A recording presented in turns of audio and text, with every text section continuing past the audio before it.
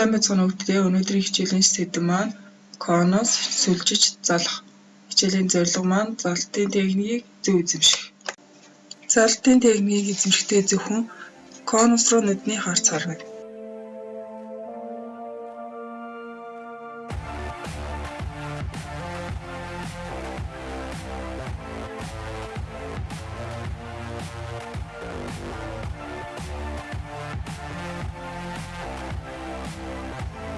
Бөмбөгийг баруун болон зүүн гарандаа ээлжлэн 10-аас 20 удаа залнаа.